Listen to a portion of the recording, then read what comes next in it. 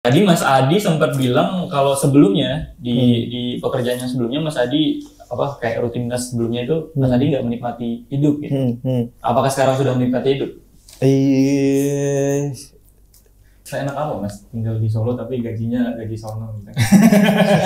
Enak banget ya Mas? Ya. Plus minus Mas. Apa tuh Mas? Boleh tuh. Plus minusnya apa tuh? Minusnya apa? Jauh. Ya dibandingkan gaji dengan pengeluaran kan lumayan bagus lah gitu kan. Minusnya apa ya? Minusnya kakean gaji sih.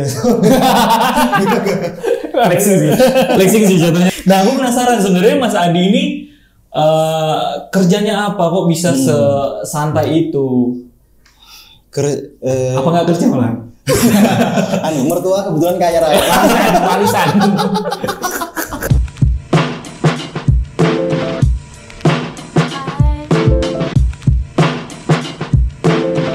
Oke, balik lagi di Ngobras. Hari ini kita kedatangan tamu. Sebenarnya kita juga berkenal itu tadi. Aku kenal beliau ini, Mas ini, Bapak ini lah ya. Soalnya namanya di nickname-nya itu ada Paknya gitu. Pak itu Pak. Pak Adi Purnomo kan. Oh, udah disebut kan namanya. Kalau teman-teman juga kayaknya ada yang lihat juga konten-kontennya sering lewat lah, entah itu di TikTok juga sih. TikTok juga. TikTok sama Instagram. Aku seringnya sih lihat di Twitter. Akhirnya di Twitter. Oh, Twitter juga. Twitter juga. Iya, masa? Video juga, Mas. Kadang video, kadang tulisan. Oh. Ya, itulah Mas Adi Purnomo. Sudah ada suaranya ya, jadi kita lihat lah. Briefing kurang tadi berarti. Nah, aku penasaran sebenarnya Mas Adi ini kerjanya apa kok bisa sesantai itu? Apa nggak kerja malah? Mertua kebetulan kaya raya. Warisan. Kayak generasi apa namanya? Paris. Generasi Paris sebelum perintis. Ini sih Mas, sebenarnya dagang aja Mas, gitu. Dagang kan cuman karena kalau udah dagang tuh karena udah ada tim, jadi ini memang kelihatan lebih secara aktivitas fisik gitu ya, kelihatan lebih nyantai.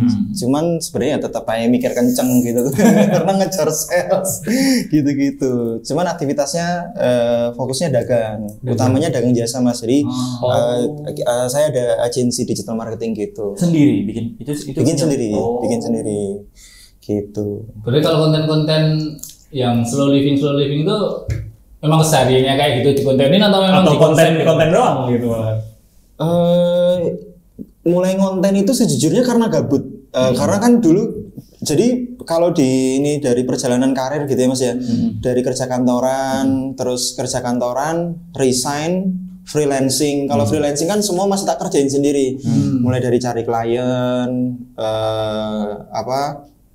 bikin proposal, ngeksekusinya, sampai reporting, sampai nagih invoice gitu masih tak kerjain sendiri. Nah, waktu nge-freelance itu aku nggak ngonten karena ya nggak ada waktu gitu kan. Waktunya habis untuk kerja aja gitu kan. Terus ngerasa bahwa sebagai freelancer itu nggak scalable, nggak bisa di skill. Ada satu batas di mana ya kita nggak bisa ngambil kerjaan lagi kan, karena waktu ini terbatas, tenaga ini terbatas. Kalau freelance memang secara hasil dia lebih berbanding lurus dibanding kerja. Kalau kerja mau kita lembur jam berapapun atau mau kerja 5 jam, 10 jam, 12 jam, ceilingnya tuh rendah, batas atasnya tuh rendah ya gaji kita gitu kan. Cuman kalau freelance lebih bisa berbanding lurus, kita megang satu klien ya dapatnya satu klien toh. Kalau kita megang 10 dapatnya 10 gitu kan. Nah, cuman waktu itu ngerasa opportunity itu masih banyak banget datang, calon klien itu masih banyak datang, cuman waktunya udah nggak bisa gitu kan. Terus akhirnya mulai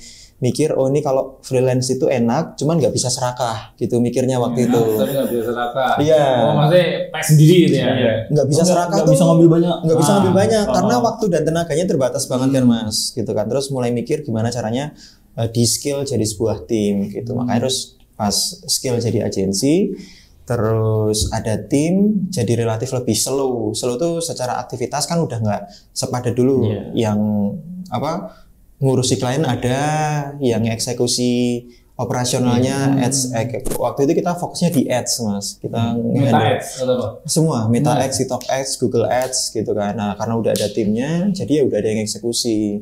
Nah terus karena gabut, ngapain nih gitu kan? Oh ngonten weh. Nah ngonten itu sebenarnya saya tujuin untuk nyari klien. Berarti konten untuk marketing juga. Iya sebenarnya ke situ karena kan kalau aku udah nggak mikir operasi, nggak ngeksekusi operasional, aku bisa lebih fokus ke sales, ke aktivitas sales gitu kan, ke penjualan gitu ya udah. Terus akhirnya konten itu sebenarnya sebagai funnel aja untuk inbound datengin traffic lah gitu. Gitu mas. Tapi sebenarnya. Mas Adi tuh dari dulu nih sebelum pas masih kuliah apa segala macam udah kebayang nggak bakal aku nanti bakal dagang gitu. Kayak santai aja kerjanya, nggak mau yang padat-padat banget gitu. Kalau pas kuliah malah justru ini mas, malah justru kebawa ambisi sih. Kebawa ambisi itu karena lingkungan waktu itu di kampus itu ya isinya orang-orang ini ya, orang-orang berambisi ya kayak ITB ya. isinya kan orang-orang berambisi. Kita pengen mencapai posisi ini di usia segini. Nah itu ternyata kebawa mas ke aku, kebawa ke aku terus di pikiranku juga ke situ, arahnya ke situ, kerja, nyari posisi, nyari karir gitu-gitu. Cuman ternyata pas ngalamin kerja terus ya banyak proses refleksi lah, banyak proses refleksi, ngobrol sama diri sendiri itu ternyata aku nggak menikmati gitu, nggak menikmati proses mengejar karir itu, nggak menikmati gitu. Karena dulu kenapa juga akhirnya milih resign itu karena posisi udah nikah, terus aku resign itu karena gini hidupku tuh kayak iya mas, kayak nggak menikmati hidup gitu loh. Nggak menikmati hidup, kayak nggak merasakan bahwa aku hidup. Kayak Senin sampai Jumat kerja terus gitu kan. Terus ketika ketika Kamis Jumat itu udah mulai seneng karena mendekati weekend. Sesuk wis setu gitu kan. Ya, dulu sekolah nih. Tapi ternyata menikmati weekend itu juga nggak penuh gitu. Karena pas ketika masuk Sabtu itu happy, seneng. Wis pokoknya dolan. Nek Minggu ternyata pikirannya Senin gitu. Jadi kayak aku menanti weekend, tapi pas weekend malah mikir weekdays gitu kan. Jadi dan itu berulang-ulang terus puncak itu sering banget masalah kantor itu tak bawa ke rumah. Gitu. Jadi komunikasi sama istriku juga nggak bagus. Nggak bagus lah. Jadi ini harusnya masalah kantor ya beres di kantor. Terus ternyata berdampak banget ke kehidupan personalku juga. Gitu. Terus aku ngobrol-ngobrol sama istri, apa resign wae ya gitu-gitu. Dan nanti kerja apa Yus? Nanti dipikir carry gitu kan. Terus akhirnya resign. Nah itu transisi tuh dari resign transisi ke freelance gitu. Nah itu pas transisi itu bekal apa yang gini mas? Kan orang-orang kan biasanya kepingin resign gitu ya, tapi 7 tahun masih kerja aja kan. Takut gitu biasanya ya? Takut kan mas? Kepengen doang tapi takut biasanya mas. Lah titik apa yang bisa membuat aku besok setelah resign mau gini. Iya. Itu lebih ke anus mas. Mungkin dulu justifikasi pikiran kita ini mikirnya aku harus nyiapin tabungan dulu, harus nyiapin ilmu dulu, harus nyiapin pengalaman dulu gitu-gitu kan. Ya yang sebenarnya itu penting juga gitu. Cuman yang akhirnya jadi yang jadi gonge itu balik ke mental sih. Setelah tak refleksikan ya. Setelah tak refleksikan itu balik lagi ke mental gitu. Kadang tabungannya udah gede, ilmunya udah cukup. Tapi karena tadi mentalnya nggak ini aja.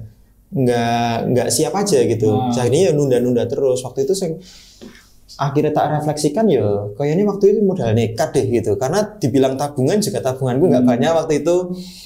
Dibilang pengalaman juga banyak yang lebih berpengalaman gitu-gituan. Cuman waktu itu aku sama istri kayak ya udahlah wis nekat wae nek. Waktu itu pikiranku gini mas, sesimpel gini. Aku sebelum resign itu udah nyiapin nyari klien, nyari klien itu udah tak siapin gitu kan. Udah jalan, freelance sama kerja itu udah jalan beriringan gitu. Cuman yang akhirnya aku sama istriku itu ngobrol sama istriku terus salah satu diskusi adalah gini, nek ini kita kerjain setengah-setengah, yo hasilnya akan setengah terus gitu. Kalau mau hasilnya ini ya kita harus taruh full effort, fokusnya harus ke situ gitu kan. Nah, gara-gara pemikiran itu waktu itu, gara-gara diskusi sama istriku akhirnya ya wis modal nekat kita niatin kasih lebih banyak waktu, kasih lebih banyak fokus ke situ gitu. Nek nyiapin apa ya? Paling ya jawaban normatif lah mas, jawaban normatif siapin 6 bulan. gaji, siapin ini, siapin itu jawaban normatif. Cuman nek jawaban yang real kayak harus memang nekat itu gitu. Karena ya tadi kayak aku sering banget dicurhati temen yang kerja gitu ya. Aku ngelihat posisi dia udah bagus, ngelihat rate gajinya juga udah tinggi, harusnya secara experience, secara tabungan ada gitu kan. Cuman balik lagi kayak aku ya refleksi dari pengalaman pribadi ya, pemutusnya itu mental nekatnya itu ada atau enggak gitu kan. Dan dukungan istri, dukungan istri itu penting banget mas, penting banget. Karena nih istri nira mendukung nanti malah gak dapat ridho. Biar aku itu sebenarnya otomatis tetap turun ya ininya pendapatan di awal udah income. Itu yang aku syukuri juga sih, istriku tuh suportif banget mas. Jadi semua keputusan yang tak ambil itu istriku tuh sing penting gue tanggung jawab lah gitu. Sing penting ngobah golek duit gitu. Itu istriku tuh kayak gitu, makanya itu yang menurutku privilege yang tak punya ya gitu. Karena kan nggak banyak yang istri bisa legowo nompo suaminya pas lagi kondisi nggak bagus gitu-gitu kan. Itu sih. Terus kalau pas itu mas buat teman-teman yang pengen pengen resign terus freelance itu resign terus nganggur itu apa sih peluang-peluang freelance yang ada itu mas? Mungkin pengalaman yang dekat sama kita sekarang itu kira-kira apa? Sebenarnya banyak sih mas, cuman gini, peluang freelance itu banyak, mulai dari digital marketing ya. Digital marketing itu biasanya ada orang nyari content creator, freelancer untuk bikin konten, ads, orang iklan gitu-gitu, terus bikin website. Cuman biasanya memang peluang yang terbuka itu di digital skill. Digital skill itu ya memang skill-skill digital lah, kayak bikin software, bikin web gitu-gitu kan. Cuman mungkin yang menarik adalah pembahasannya itu lebih ke ini. Ketika freelance itu mindsetnya yang harus dirubah gitu loh. Kalau dulu kita kerjakan, kita nunggu kerjaan ya mas ya. Maksudnya kerjaan itu udah kayak misalnya Mas Bayu udah ada brief lah buat timnya tinggal ngerjain gitu-gitu kan. Cuman yang ketika terjun desain itu sebenarnya yang harus disiapkan itu mindset untuk dagangnya itu yang menurutku ya lebih penting untuk betul, kita harus ngejar bola mas gitu kan. Kadang dapat satu klien, dua klien udah puas gitu, padahal nggak bisa gitu karena sewaktu-waktu bisa aja klienmu pergi loh gitu kan. Bisa aja kliennya pergi, bisa aja putus kontrak lah. Nek cuman ngandelin satu klien putus kontrak, wah nanti beresiko banget gitu kan. Makanya mindsetnya harus switch gitu dari mindsetnya yang waktu itu karyawan, harus dirubah tuh mindset ke mindset dagang gitu ya. Untuk mitigasi resiko ketika klien hilang gimana? Yo nyari klien yang banyak gitu. 5 klien kalau bisa 10 klien gitu. Jadi kalau ada yang satu putus kontrak, satu masih ada 8. Jadi lebih ke mitigasi resiko gitu-gitu sih mas. Cuman ya kalau peluang freelance lebih ke digital skill sih. Kalau aku ngeliatnya ya mas kalau aku ngeliatnya digital skill gitu. Itu biasanya nyarinya di mana sih mas? Peluang-peluang kayak gitu freelance. Dulu website mas? Dulu aku LinkedIn mas. LinkedIn ya? LinkedIn. Dulu aku dari LinkedIn. Jadi flow nyari ke klien tuh tak list ya. Misalkan perusahaan properti gitu, tak cari di Google perusahaan properti itu apa aja, kan muncul tuh list perusahaan, misalkan top 20 perusahaan properti di Singapura misalkan di mana gitu. Tak cari profil bisnisnya itu di LinkedIn, kan biasanya ada halaman bisnis ya. Halaman bisnisnya itu ada, terus nanti kita masuk ke situ, terus ada submenu people. Submenu people itu ketika kita klik di situ tuh kelis semua orang-orang yang kerja di perusahaan itu siapa saja itu ada di situ. Gitu. Nah, karena aku ngejual jasa digital marketing dari digital ads gitu-gitu kan, yang kan banyak orang di suatu perusahaan, yang tak tembak itu biasanya head of sales atau head of marketingnya. Nah, tak DM-in satu-satu mas, tak DM-in satu-satu gitu-gitu. Nah, dulu awal prosesku nyari klien kayak gitu. Gitu. Jadi aku benar-benar langsung spesifik masuk LinkedIn, tak cari perusahaannya siapa saja, tak DM-in satu-satu, terus lempar portofolio yang udah tak punya, terus nanti nextnya call to action itu schedule meeting online gitu. Jadi pitchingnya online ya, by online ya, kayak ngelempar CV ke betul. Itu biasanya perusahaan-perusahaan gede mas atau? Aku waktu itu langsung spesifik nyari perusahaan luar mas, perusahaan Singapura. Jadi aku list down perusahaan Singapura itu apa aja, tak tembakin satu-satu. Gitu. Waktu itu aku spesifik aku nyasar luar karena rate-nya kan lebih besar ya mas. Satu klien luar tuh bisa 3 klien di Indo gitu kan. Jadi aku langsung nyasar luar. Sing tak sasar waktu itu Singapura sama Australia karena secara rate mereka tinggi, secara jam kerja, secara perbedaan jam itu nggak jauh sama Singapura, cuman beda sejam. Iya, betul. Jadi mitigasi kalau meeting itu nggak tengah malam gitu Mas. Karena juga beberapa kali dapat klien itu dari Eropa itu ternyata keteteran dewe aku untuk nyesuaiin jadwal meeting mereka. Sampai sekarang masih perusahaan-perusahaan luar juga? Sampai sekarang kita full lokal semua Mas. Full lokal. Terakhir perusahaan luar itu di bulan Maret karena klien-klien kita yang di luar itu terdampak tech winter. Sempat denger Mas isu-isu tech winter ya. Pokoknya lagi turun lah. Perekonomian lagi turun. Beberapa klien yang kita pegang itu jadi mereka tuh kantor pusatnya ada yang di Swedia, satu di Swedia, satu di UK. Cuman mereka punya kantor cabang gitu di Asia Pasifik. Nah, di Asia Pasifik itu kantor cabangnya di Singapura. Nah, terus gara-gara tech winter itu PHK-an semua. Jadi internal tim yang di Singapura itu malah udah di PHK. Gitu. Nah, aku kedampak juga gitu. Jadi udah nggak pakai. Walaupun kita sempat dipakai 3 bulan. Jadi pas PHK-an tes habis semua timnya itu Januari, Desember itu udah di-kick semua. Tim itu udah nggak ada operasional di Singapura, 2 perusahaan itu. Tapi karena masih ada kontrak masih ada kerjaan proyek-proyek yang harus diselesaikan. Di aku tuh masih dikontrak diperpanjang sampai April gitu untuk ngeberesin proyek-proyek tersisa lah gitu. Itu berarti marketing untuk Singapura juga ya Mas? Atau Asia Pasifik Mas? Asia Pasifik. Singapura, Jepang, Malaysia, Hong Kong. Berarti kayak meta ad-nya juga meta ad yang sebenarnya meta aja sama aja. Cuman ini aja. Wilayah targeting sama bahasa aja. Kalau Cina, Hong Kong kita pakai tradisional Chinese gitu Mas. Jadi kita ada tim translator gitu, ada Thailand juga ada.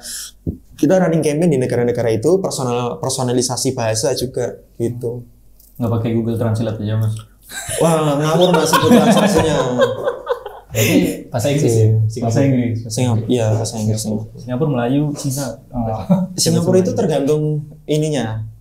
Rasnya apa gitu.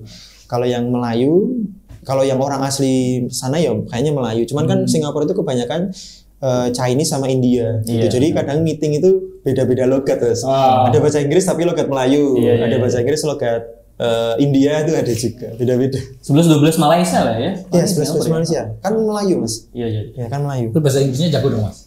Aku Mas, aku bahasa Inggrisku nggak jago, cuman kalau ngobrol ngerti. Bisa. Kalau caranya ya. Kalau kan ada yang harus sesuai tatanan grammar gitu. Kalau dari pengalamanku selama 4 tahun ini megang klien luar itu malah mereka nggak peduli, nggak seperduli itu tuh kok. Kalau ngobrol itu ya udah. Inti komunikasi kan penting kayak kita ngobrol nyambung, kecampur bahasa Jawa, kecampur bahasa ini kan ngerti aja gitu kan. Sebenarnya kan esensi komunikasi. Kalau penawarannya ya betul. Format. Nah, bedanya kalau email, kirim-kirim email kan ada ChatGPT. Gitu. Biasanya kalau kirim-kirim email itu aku udah pas lagi ChatGPT, tadi kirim gitu. Sama kayak ini Mas, kayak orang bule ngomong Indonesia. Dia kan kadang ngomongnya baku, kayak gitu, tapi kita paham nggak? Iya, kayak gitu. Balik lagi, inti komunikasi ya penting nyambung. Balik lagi ke slow living tadi Mas, yang Mas Adi sudah menjalani hidup slow living ini, berarti selama di Solo menetapnya tuh di Solo atau? Iya semenjak balik Solo. Semenjak resign sebenarnya Mas. Karena pas aku masih kerja remote di perusahaan Jakarta, di perusahaan Singapura itu pace kerjanya juga ke bawah. Pace kerja di sana kayak pagi sampai aku tutup laptop itu kadang jam 8 jam 9 baru tutup laptop gitu-gitu Mas. Jadi walaupun ragaku di Solo cuman enggak slow gitu karena ya tadi tetap full pace ke bawah budaya kerja di Jakarta walaupun kerjanya remote kan Mas gitu. Terus aku ngerasa kok dampak itu ke keluargaku gitu, ke komunikasiku ke istri. Terus sesimpel aku dipanggil, dulu aku masih tinggal di rumah ibuku gitu. Nah, aku disuruh ibuku ngopo pas lagi kerja itu aku respon bentak gitu loh Mas.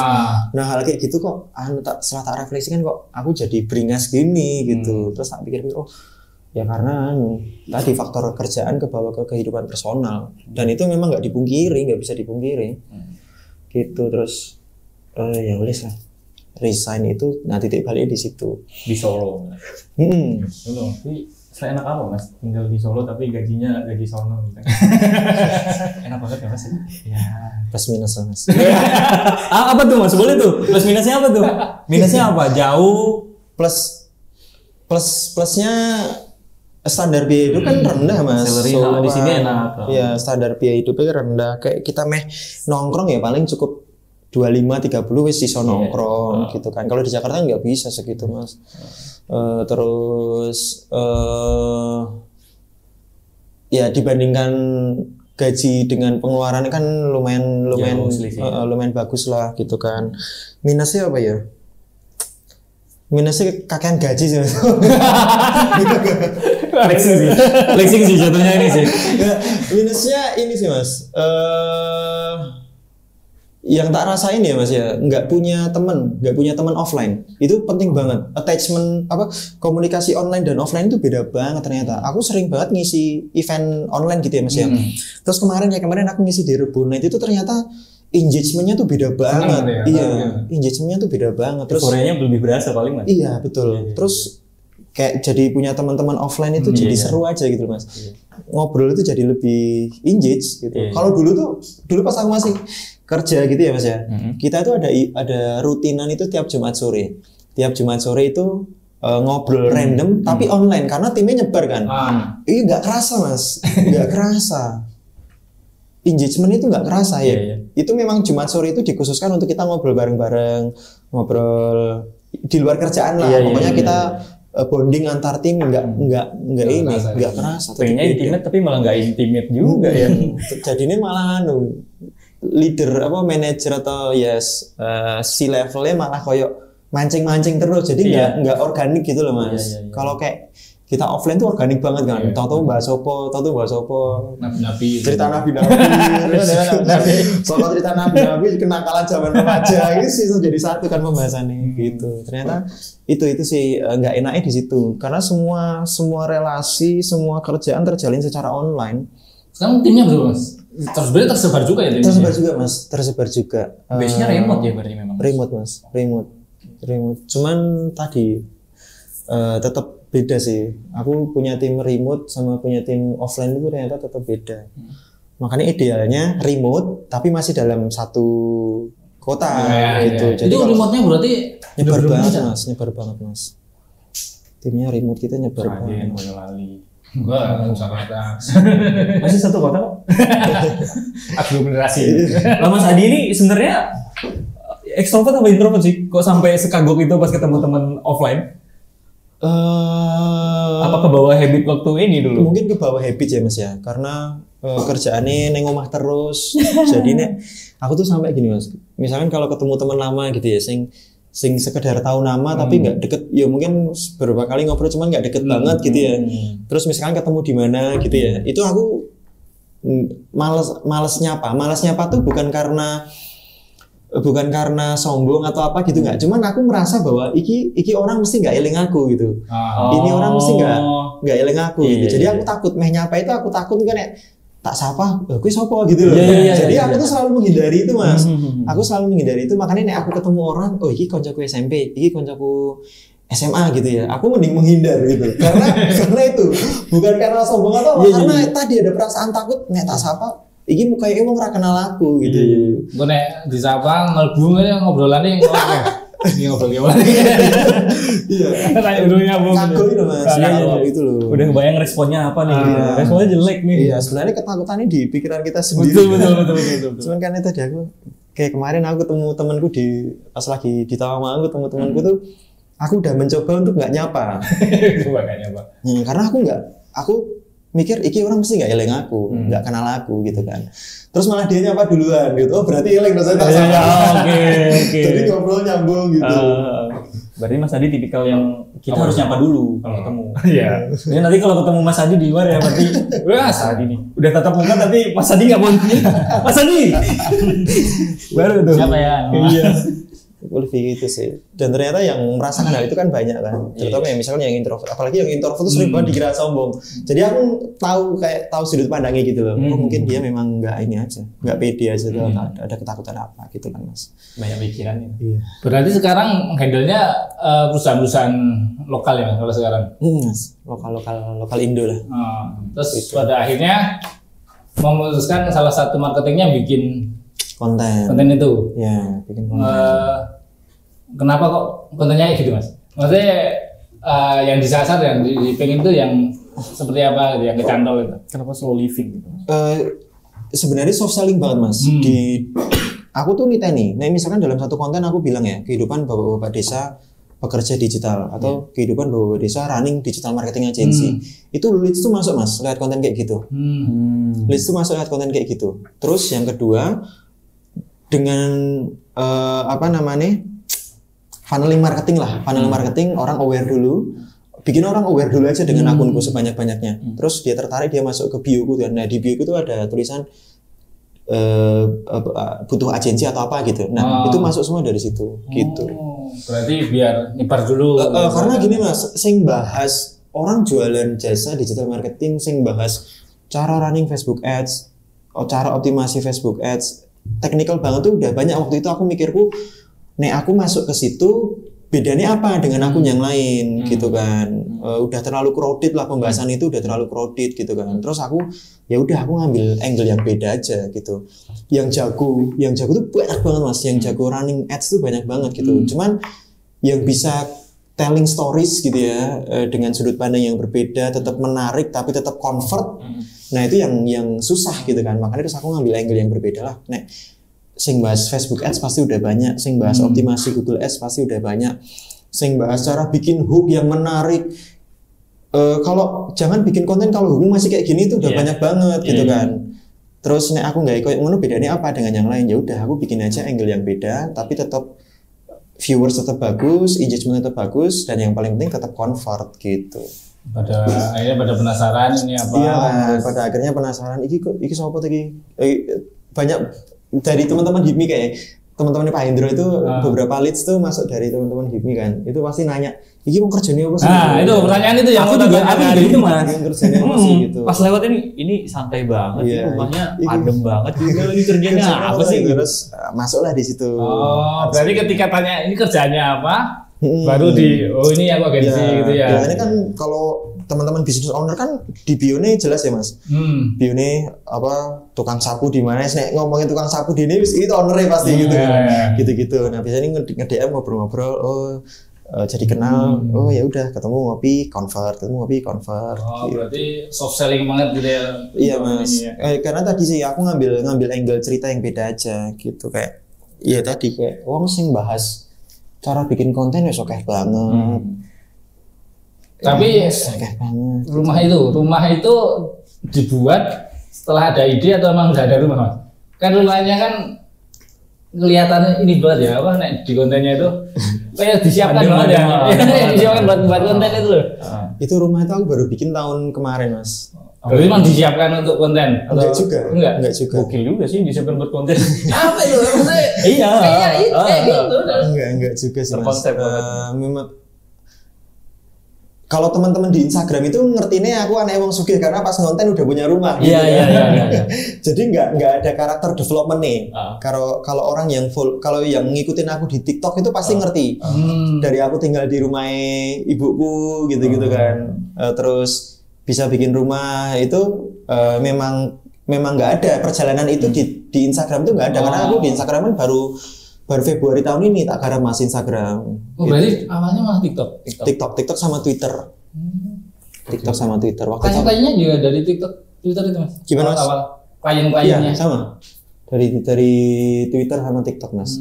Terus sekarang TikTok keren juga ya. Iya, terus waktu itu aku mikirku Instagram wis nggak mau tak hidupin lah gitu wis buat ini aja. Ngebuat happy aja lah. Aku awan ngomongnya cukup random ngepost apa takutnya nanti nek wong kok mikir ini kok ngomongnya nggak jelas gitu ya. Waktu itu Instagram tak biarin aja buat teman-teman tak kenal teman-teman internal aja lah gitu kan. Terus tak pikir-pikir kok mubazir gitu kontenku udah tak produksi kan tinggal tak upload aja sebenarnya di reel sekalian gitu kan. Ternyata malah growth-nya lebih kenceng di Instagram baru Februari itu tak garap. Iya, tahu di Instagram ya baru-baru aja. Iya, Karena langsung Mas BDM. Hah? Langsung Mas BDM? Enggak dong. Tak follow dulu. Udah ada Mas BDM. Iya itu, baru Februari itu Mas tak garap. Tadi Mas Adi sempat bilang kalau sebelumnya di pekerjaannya sebelumnya Mas Adi apa kayak rutinitas sebelumnya itu Mas Adi nggak menikmati hidup gitu. Apakah sekarang sudah menikmati hidup?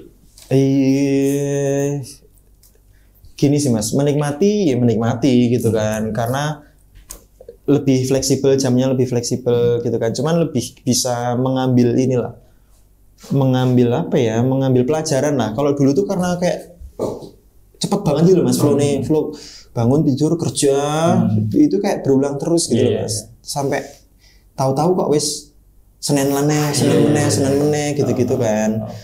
Nah, sebenarnya masuk ke pembahasan slow living gitu kan. Mungkin slow living, mungkin yang orang lihat tuh slow living tuh uripe nyantai, nganggur, rasa kerja gitu-gitu kan.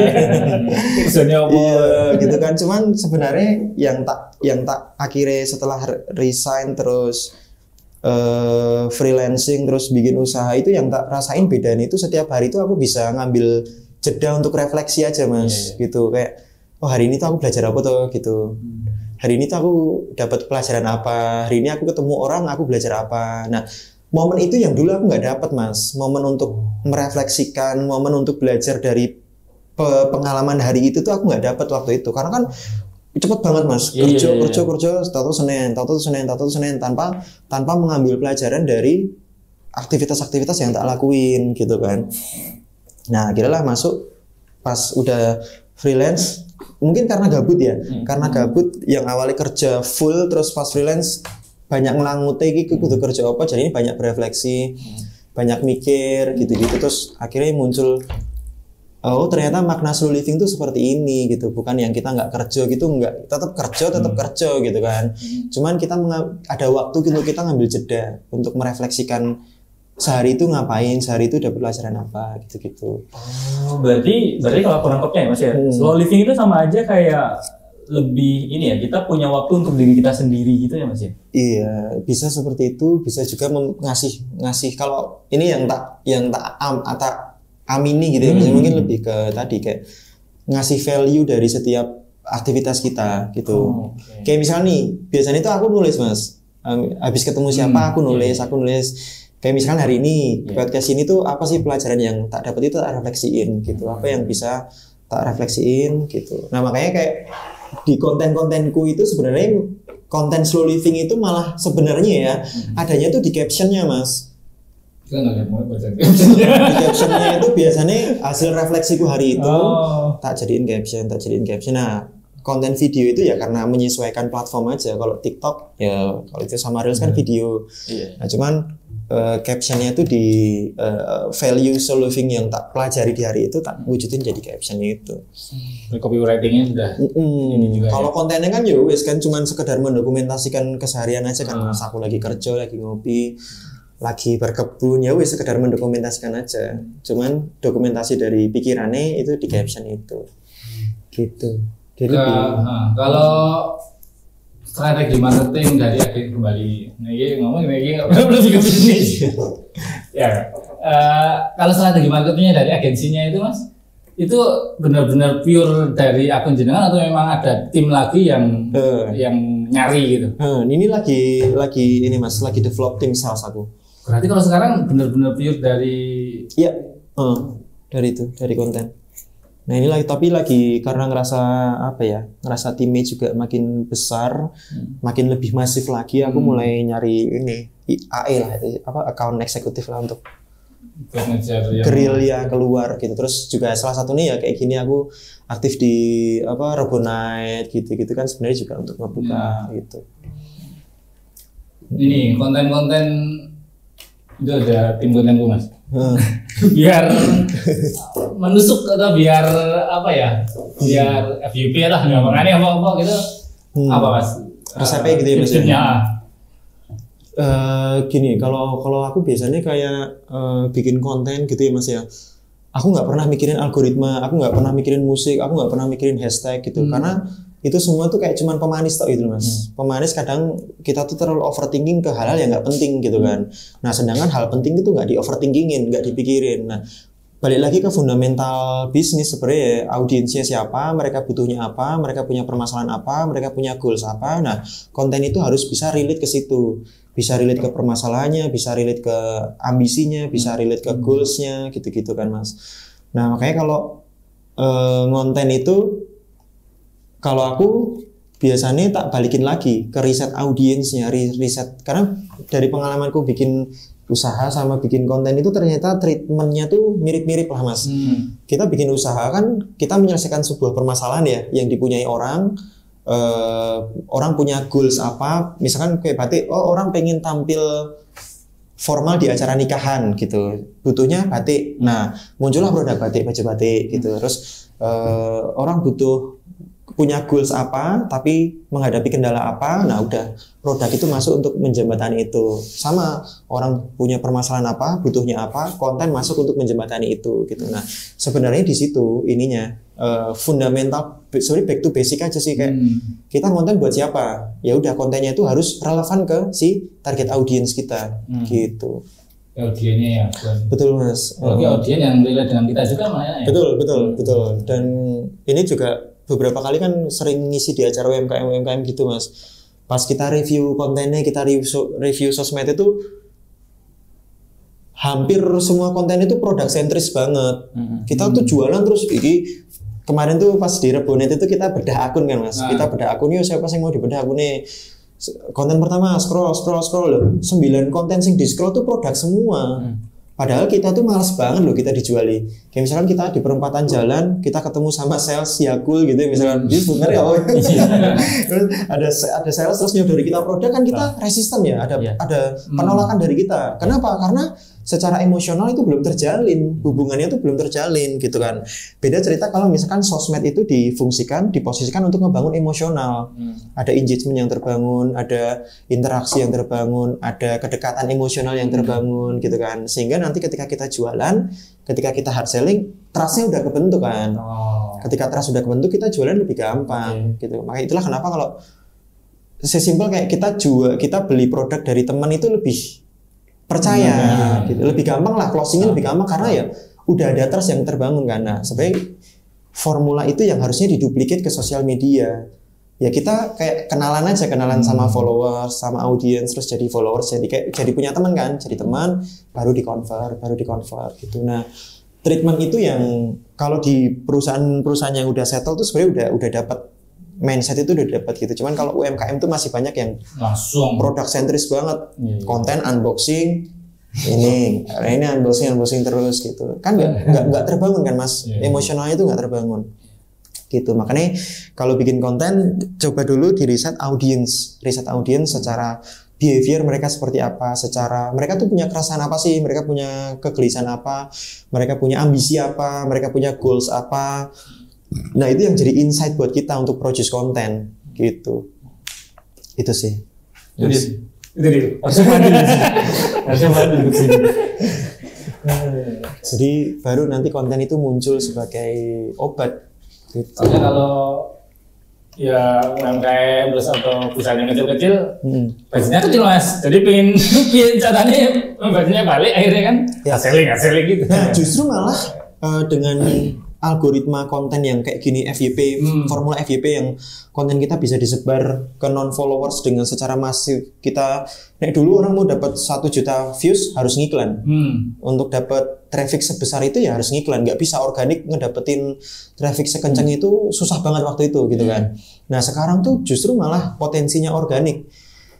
Kita ngepost video 1 detik aja yang kemarin viral aja ya mas ya, tren itu aja bisa dapat ratusan ribu sampai jutaan views. Artinya apa? Organik bisa ngedatengin traffic sebesar itu. Kalau kita tahu cara mainnya kan. Nah, yang salah ya tadi, makanya konten jangan sosial media jangan dijadiin katalog. Ya kan, kalau UMKM kan masih sering banget Mas. Sosial media itu jadi katalog. Di sini produk, itu malah narsistik gitu. Narsistik, misalnya gue nunjukin produk terus kan orang males aja gitu. Nggak ada alasan untuk gini. Trust itu kan salah satu terbentuknya karena ada alasan yang kuat untuk kita ngefollow suatu akun kan. Nah, alasan yang kuat ngefollow suatu akun itu karena kebermanfaatan. Karena kita ngerasa sebuah akun ada manfaatnya, kita follow. Nah, harusnya mindsetnya itu ke situ. Gimana akun yang kita buat itu ngasih kebermanfaatan buat orang, sehingga orang mau follow gitu. Nah, yang terjadi kan enggak, UMKM itu baru bikin brand terus beli followers, pengen get out trust, ngepost, terus nge-like, hilang biru, pengen get out trust, tapi tidak terbangun secara organik. Padahal peluangnya organik tuh, wah gila banget Mas. Ada satu akun yang tak pegang itu 2 minggu kita dapat traffic tuh gila banget Mas. Dari sama sebenarnya treatment yang tak pakai di akunku, treatment yang tak pakai di akun yang tak pegang tuh sama semua. Gimana caranya kita bisa fokusnya adalah kita harus ngebangun trust dari akun itu. Bukan dengan beli follower. Orang mikirnya ya biar trust lah kita beli followers. Balik lagi kan, nek kita beli followers itu nggak akan pernah convert jadi penjualan. Benar. Iya kan. Malah ngerusak audiens. Ngerusak audiens itu dalam artian kalau ngiklan kan kita bisa ya nge-retarget, nembak orang yang sudah follow kita. Artinya orang yang sudah follow kita itu udah trust lah, setidaknya udah percaya. Udah ada di fase yang lebih mengenal lah gitu kan. Nah, kita retarget mereka untuk penjualan itu enak. Tapi kalau followersnya itu followers bayaran kan nggak bisa di-convert. Kan mereka buat kan Mas, nggak bisa di-convert juga. Iya, nggak bisa di-convert. Jadi ya mau ngapain? Jadi buat apa gitu. Pertanyaan terakhir tuh Mas, apakah orang awam bisa punya peluang hidup jadi freelancer? Sama hidup untuk jadi slow living gitu, kayak kiat-kiat menjadi slow living ini apa? Boleh dari awal mungkin Mas Adi jelasin timeline slow living itu seperti apa sih gitu. Sehari-hari itu ngapain gitu? Kamarnya ya Mas Adi biasanya ngapain gitu? Ya guys, ya yang kayak di konten itu Mas, maksudnya bangun pagi, aku biasanya pagi itu habis subuh aku ngecek to-do list kerjaan lah. Biasanya bikin to-do list kerjaan apa yang harus dilakuin, kaitannya sama kerjaan ya. Kaitannya sama kerjaan tak bikin pagi sebelum anakku bangun. Ntar anakku bangun biasanya ya ngomong anak lah pada umumnya. Terus habis itu ngopi itu sebenarnya kerja juga. Orang lihatnya nongkrong gitu ya. Iya, kerja Mas itu Mas. Saya mendukung ngopi itu kerja. Kerja, bener Mas. Ngopi nanti udah sampai siang, sore aku nge-gym biasanya. Pulang nanti aktivitas sama keluarga lagi, sama anak, sama istri. Kayak gitu aja berulang terus. Jadi ya yang pokoknya sama persis kayak yang di konten itu Mas. Apakah semua orang bisa jadi freelancer? Jawaban normatifnya ya bisa. Jawaban normatif ya. Tapi ya nggak semua orang, karena kan nggak semua orang terbiasa dengan fase kerja yang seperti itu ya. Maksudnya mungkin memang ada orang yang seneng dengan dia harus nyari kerja, maksudnya ngejar-ngejar kerjaan, sehari ngirim berapa email, harus networking. Ada yang mungkin orang kalau suka dengan hal yang kayak gitu ya bisa. Tapi kan ada orang yang memang nggak dipus nggak jalan. Nah kayak gitu memang lebih baik ya jangan gitu, karena nanti terlalu beresiko kan Mas gitu. Kalau jawaban normatifnya ya gitu. Jawaban aman lah gitu ya. Karena ya balik lagi Mas, nggak semua orang mau, nggak semua orang bisa gitu kan. Kalau belajar bisa, semua orang bisa belajar gitu. Semua orang bisa belajar gimana caranya ngonten, semua orang bisa belajar gimana cara running digital ads, semua orang bisa belajar programming, bisa aja gitu. Cuman apakah semua orang bisa konsisten ketika nggak ada klien, harus ngejar gimana mikir effort nyari klien, gitu-gitu kan nggak semua orang mau kan, gitu kan. Karena ya memang nggak semua orang jadi pedagang gitu kan, gitu sih Mas. Kalau belajar bisa aja. Cuman untuk benar-benar menekuni bidang itu yang butuh effort lebih gitu, butuh konsistensi gitu kan. Kayak misalkan aku ngisi kelas gitu ya Mas ya, ngisi kelas gitu-gitu tuh sama akhirnya yang semua orang bisa belajar gitu. Cuman setelah kelas beres, apakah yang akhirnya benar-benar terjun di situ ya nggak banyak gitu. Karena tadi butuh konsistensi, butuh terbiasa dengan rasa nggak nyaman, butuh terbiasa dengan apa yang aku rasain tuh harus terbiasa dengan penolakan lah gitu. Kadang-kadang orang ditolak sekali, yes gitu kan. Nah, hal kayak gitu yang akhirnya jadi balik lagi kayak masalah mental tadi loh mas. Mentalnya siap atau enggak gitu-gitu sih. Berarti kalau Mas Adi itu bukan ini ya Mas, kan sekarang lagi rame itu produk digital. Berarti bukan itu ya. Aku kemarin nilainya itu kan sekarang lagi rame juga tuh produk digital. Jualan. Kalau produk digital lebih ke bootcamp sih mas. Kalau bootcamp itu dikategorikan sebagai produk digital, ya ada di situ juga gitu. Jadi ada agensinya, ada bootcampnya juga ada gitu. Cuman kalau yang jual apa e-book gitu enggak. Lebih ke sebenarnya dulu tuh pernah sempat kepikiran mas bikin kayak e-book gitu-gitu kan. Cuman gini, aku ngerasa bisnis di bidang edukasi itu berat, pertanggungjawaban moral, ada beban moralnya lah mas. Gitu kalau kita jualan makanan, minuman ya wis pertanggungjawabannya apa toh orang warak dah. Gitu kan. Tapi kalau bisnis edukasi kayak kampus gitu, aku aja refleksiin pas dulu kuliah kok. Apa ya? Satu itu, yang kedua ekspektasi orang terhadap bisnis edukasi itu besar banget mas. Kayak oke, gue kuliah neng ITB harusnya jadi ini gitu kan. Gue kuliah di sini jadi ini. Ekspektasi orang terhadap bisnis edukasi itu berat. Artinya apa? Pertanggungjawaban kita juga berat gitu loh mas. Nah pas mikir bikin e-book tuh gampang banget mas. Bikin sekali, produksinya sekali kita jual udah bisa. HPP-nya 0 kan. Beda sama kita produk fisik kan harus inilah bikin ini tuh ribet lah gitu kan. Kalau bikin produk digital kan HPP-nya 0 banget. Dan itu bisa diproduksi, bisa dijual berkali-kali aja gitu kan. Cuman waktu itu aku mikirku pertanggungjawabanku yang berat gitu. Apakah benar dengan e-book ini bisa ngasih impact gitu kan? Apakah dengan bikin e-book ini bisa tak kontrol bahwa orang yang beli pasti baca gitu-gitu kan. Makanya terus akhirnya yang terpikirkan aku adalah bootcamp. Karena kalau bootcamp itu relatif masih bisa tak kontrol. Sesimpel dikejar absen. Orang hari ini sesi harus datang, ada absensi untuk kita ngontrol, terus nanti ada tugasnya, terus nanti ada projectnya. Jadi faktor yang bisa tak kontrol itu lebih banyak. Gitu. Kalau produk digital kan lepas saja. Udah lepas gitu. Makanya pertanyaannya mulai tentang internet marketer atau iya tentang freelancing lah mas gitu. Karena terus dari pertanggungjawabannya itu berat, bisnis edukasi itu pertanggungjawaban berat gitu. Edukasi kan. Iya, kayak kita dulu kan zaman kuliah kan orang tua ekspektasi ini besar kan. Iya. Oh ini kayak kuliah harus jadi ini, harus jadi ini. Nah berkaca dari situ sih mas kayak ini pertanggungjawabnya harus benar-benar inilah, harus benar-benar dipikirin lah, nggak bisa orientasinya nggak bisa profit sih. Tetap ada namanya bisnis ya mas ya. Cuman ada variabel baru nih yang harus ada matriks baru yang harus diukur, impact gitu kan, dampak gitu sih mas. Makanya lebih ribet lah gitu. Kalau ya tadi jualan makanan, ekspektasinya apa sih ya orang warak gitu kan. Enak warak wes beres gitu kan. Jangka-jangkanya pendek banget. Orang makan wes penting warak. Orang ngopi penting enak gitu kan. Tapi kalau kayak bisnis kampus, bisnis universitas itu kan panjang, jangka panjang lah mas gitu loh. Makanya bebannya berat, moralnya berat. Itu tadi Mas Adi punya closing statement apapun yang mau disampaikan ke teman-teman. Apa ya mas ya? Promosi boleh, apapun. Whatever promosi lah. Whatever lah. Ini sih mas, aku ngerasa konten ini kaitannya sama konten gitu ya mas ya. Konten itu lebih enak kalau main site-nya itu lebih ke tadi kebermanfaatan apa yang bisa kita kasih.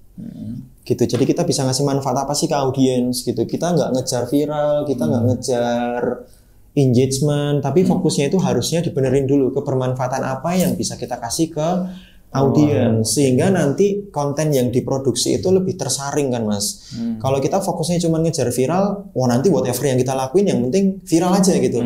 Bikin konten prank, bikin konten apa, bikin konten yang nggak valuable lah gitu. Yang penting matriksnya viral gitu Iya, kan. Karena yang dikejar viral, harusnya yang dikejar itu kebermanfaatan. Karena ketika yang dikejar kebermanfaatan sama sebenarnya kayak kita bangun usaha kan, yang kita kejar orang mau beli produk kita karena ada kebermanfaatannya kan. Produk kita tuh ngasih value buat mereka sehingga mereka mau beli gitu. Orang mau beli batik ya karena butuh gitu. Aku butuh baju formal untuk jagoan, untuk event-event formal, makanya butuh batik. Nah, batik ngasih value, kebermanfaatan di situ. Nah, konten pun juga sama harusnya. Konten itu harus fokusnya ke bermanfaatan gitu. Jadi manfaat apa yang bisa kita kasih ke audiens, ke orang, baru nanti biasanya kalau orang rasa konten kita bermanfaat, orang akan follow. Kalau orang ngerasa konten kita bermanfaat, ngasih value buat mereka, dia akan nge-share. Maka viral itu dampak dari kebermanfaatan gitu sih Mas. Sama sih kayak sosial media. Iya. Selalu bermanfaat, itu selalu bilang itu sih, manfaat sih buat orang-orang. Bikin kayak gini kan pasti ada analisa audiens. Iya. Siapa yang pakai manfaat apa buat mereka gitu-gitu kan. Nah, supaya kalau mindsetnya udah tepat, pasti nggak mungkin produksi kontennya ngasal kan. Iya. Gitu. Karena udah ada apa? Pakri lah, ada pakri. Gitu. Yang kita tuju itu kebermanfaatan. Kalau di konten-konten itu saya selalu tutup dengan berkah barokah gitu. Iya. Karena ya tadi Mas, yang kita kejar ya kebermanfaatan saja. Oke. Gitu. Thank you Mas Adi Siap, Purnomo Mas. sudah berkenan mampir walaupun baru kenal banget sama Mas Bayu sama kita. sudah keras sama kita. Oh, dasar lah kontennya. Tapi sebelumnya Mas Adi ngasih konten gitu juga nggak? Ya, aku pertama kali Yang aku bepergian itu ya? aku nggak waktu itu, karena itu udah beberapa waktu yang lalu lah. Iya. Itu kayak konten lama kan ya Mas? Iya. 3 bulan yang lalu. Iya. 3 bulan lebih bepergian. Kayak konten itu kayak bahas syaraf, dokter syaraf Betul, apa gitu kan. betul. Waktu itu aku lagi encok atau apa gitu ya. Terus nyari-nyari di Google, terus kok tahu-tahu ketembak konten dokter syaraf. Iya. Nah, barulah kemarin pas Mas Bayu ngontak, ini dulu kayak pernah, karena kan biasanya kalau kita udah pernah nonton kan tanda merah apa Oh ya? iya benar-benar. Itu loh. Sudah berapa lama ditonton kan ada. Nah, pas dokter itu kayak setengah gitu, udah tak tonton setengah. Oh ternyata ini Tomedia nih gitu. Terus ada beberapa yang aku kenal juga ngisi di sini gitu. Ya sudah tahu, alhamdulillah ya. sudah nyampe ke audiens kita ternyata Mas gitu Mas. Oke, itu dulu teman-teman konten kita hari ini bareng sama Mas Adi Purnomo. Terima kasih. Ini obrolan hari ini sangat dapat insight baru juga ya buat gue, terutama buat pacarku. Dia katanya pengen desain Mas, tapi masih takut gitu. Semoga abis nonton ini dia nggak takut lagi ya. Terus jadi tahu tujuannya kemana, ambusnya apa gitu. Oke, terima kasih teman-teman sudah menonton. Semoga bermanfaat. Bye. Sampai ketemu di episode selanjutnya.